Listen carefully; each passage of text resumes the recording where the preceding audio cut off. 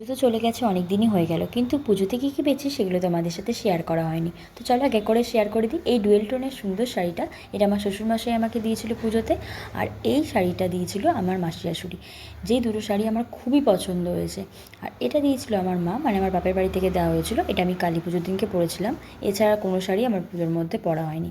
আর একটা শাড়ি, এটা হচ্ছে গ্রিন আর মেরুন কালারে মিক্স করা ছিল। তো এই শাড়িটা দিয়েছিল আমার ছোটো কাকা শ্বশুর।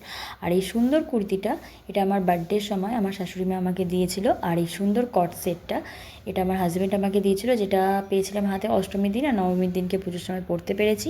আর এই সুন্দর লং কুর্তিটাও দিয়েছিল আমার হাজব্যান্ডই। এটা নবমীতে পেয়েছিলাম হাতে, আর দশমীর দিনকে পরতে পেরেছিলাম। আর এই সুন্দর দেখো লং মিডিটা, এটা আমার হাজব্যান্ড দিয়েছে। আর এই টপটা আমি দেওর আমার টাকা দিয়েছিল, সেখান থেকে কিনেছি। আর এই দেখো এই কুর্তিটা আর একটা স্ল্যাক্স প্যান্ট, এটা আমার পিসি শাশুড়ি